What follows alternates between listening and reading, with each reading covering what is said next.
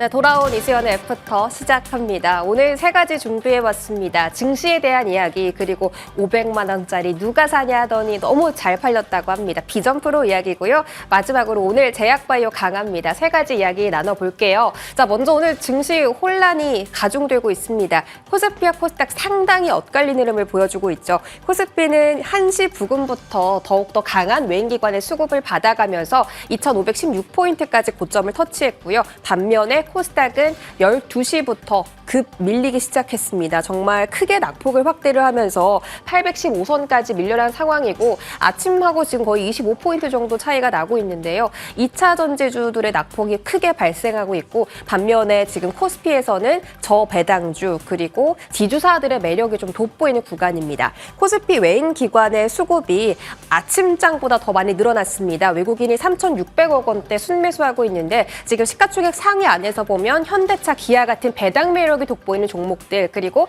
삼성물산이나 SK처럼 그동안 할인을 많이 받아온 지주사 성격을 가진 종목들이 두 자릿대 상승률로 강하게 치고 올라오고 있고요. 이마트나 KCC 같은 종목들도 바닥에서 오늘 큰 슈팅이 나오고 있습니다.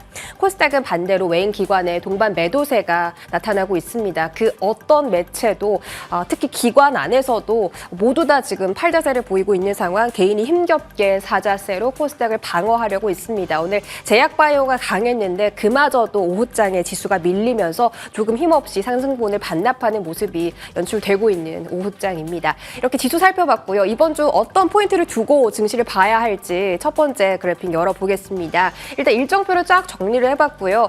이번 주에 미국 기업들의 실적 발표가 줄줄이 예정이 되어 있습니다. 알파벳, MS, 그리고 애플과 아마존, 메타 이렇게 굵직한 기업들의 실적 발표에 따라서 우리 기업들도 영향을 받을 수 있다는 게 대부분의 거론이고요. 자, 그리고 가장 중요한 게 또 미국의 고용보고서가 발표될 예정인데다가 연준의 FOMC 결과 발표까지 앞두고 있습니다. 지금 금리 동결이 가장 우세한데 여기서 중요한 게 금리 인하에 대한 속도 힌트가 나올까라는 거거든요. 이제 작년부터 너무 금리나 기대감이 강해졌다 보니까 금리 인하에 대해서 이야기가 안 나올 수 있다라는 건데 좀 다음 화면으로 자세하게 알아볼게요.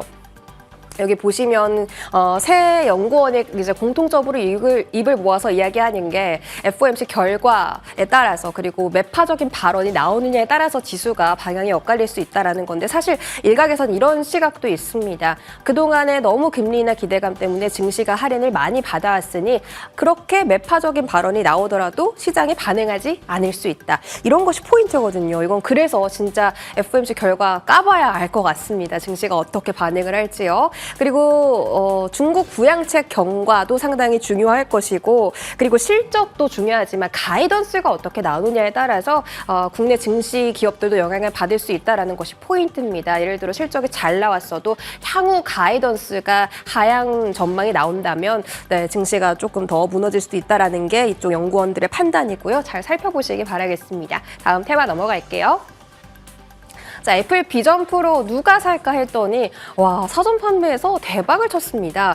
1월 19일부터 사전 판매를 시작했다고 했는데 애플 본사 미국 지사에서 사람이 바글바글 했다고 하죠. 이게 올해 출하량 전망치가 50에서 60만 대였는데 지금 사전 판매에서만 3분의 1을 팔았습니다. 그래서 아마도 올해 출하량 예상치는 훌쩍 뛰어넘지 않을까 이런 게 증권가의 전망이고 2월 2일부터는 공식적인 판매를 시작합니다. 그래서 그 전에 좀 XR 관련주들 많이 움직여줬죠. 지난주부터 움직임이 강했고 오늘도 아침에는 강했지만 조금 빠지긴 했습니다. 그런데 이제 앞으로 비전 프로로 인해서 다른 XR 관련 종목들이나 XR 종목들이 수혜를 받을 거다 이런 이야기가 정말 많이 나오고 있거든요. 이 분야에서 가장 강자는 메타의 퀘스트라는 겁니다.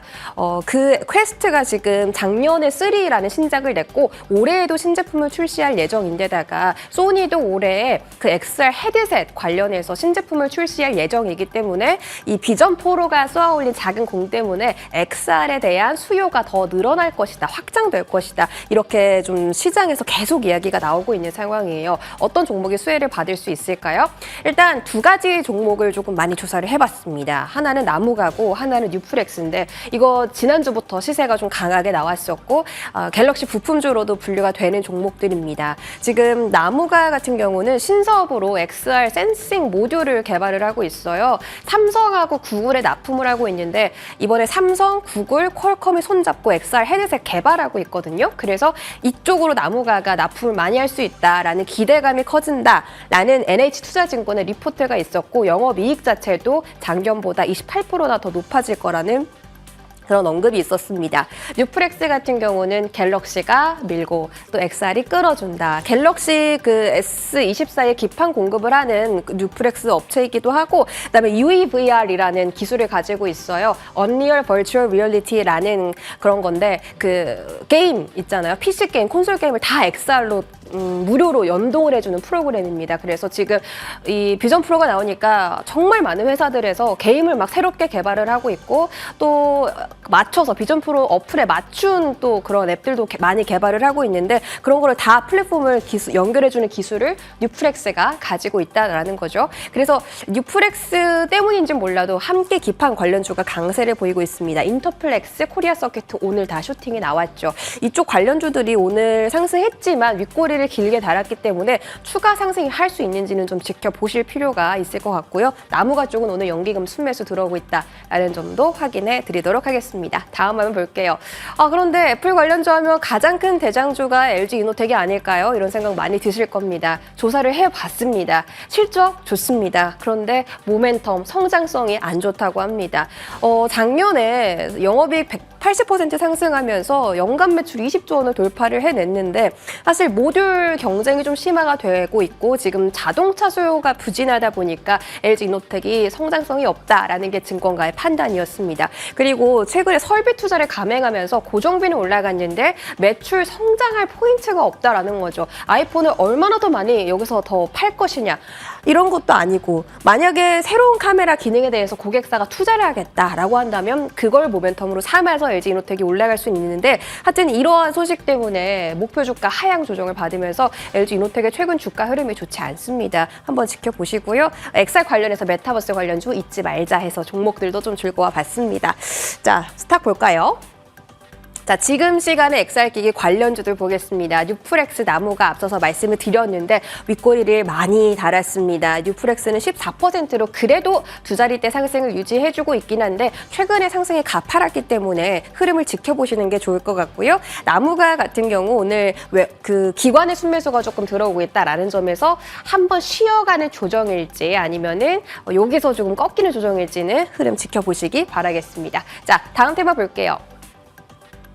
자, 오늘 K바이오가 강합니다. 삼성 바이오로직스가 4년 동안의 박스권을 드디어 탈출할 수 있을까라는 리포트가 나왔습니다. 일단 미국의 그 하원 특별위원회에서 중국 바이오 기업들 규제해야 된다라는 법안을 발의를 했어요. 대통령 서명까지 간 건 아니지만 발의가 됐는데 그 규제 기업 안에 중국의 우시바이오가 들어갔습니다. 우시바이오는 삼성 바이오로직스, 우시바이오 그리고 스위스의 론자 이렇게 3대 CDMO 기업이거든요. 그래서 만약에 우시바이오가 규제를 받는다면 삼성 바이오가 그 수혜를 받아갈 거다. 이런 기대감이 관측이 제기가 됐습니다.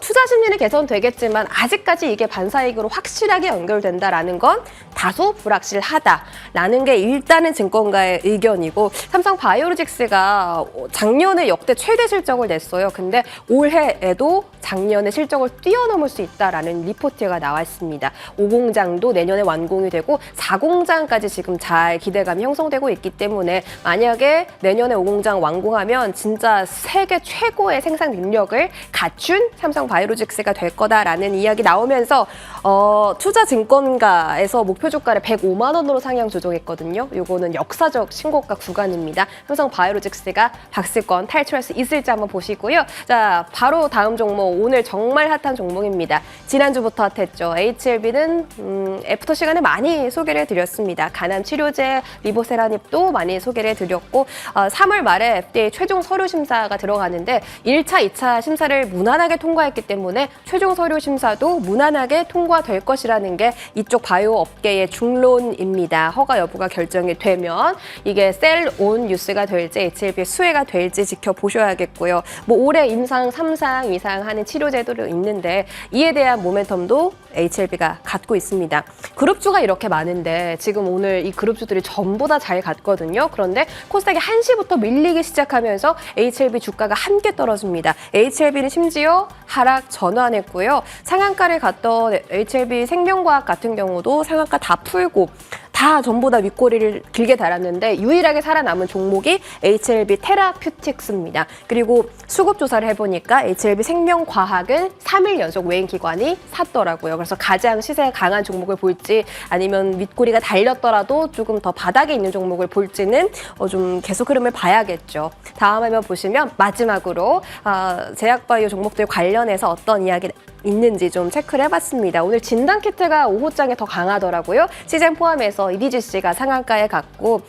시젠이 뭐 MS랑 같이 헬스케어 쪽으로 협업을 한다라는 소식. SK바이오팜이 지난 분기 흑자 전환, 오늘 실적이 나왔거든요. 이제 올해에도 흑자 전환 기조 이어갈 거다. 셀티론, 악템나 종목 품목 허가를 신청할 거다. 미국에 신청을 했는데 이제 다른 나라들도 품목 허가를 줄줄이 신청할 예정이라고 하니까요. 다시 바닥에서 올라오는지도 함께 지켜보심이 좋을 것 같습니다.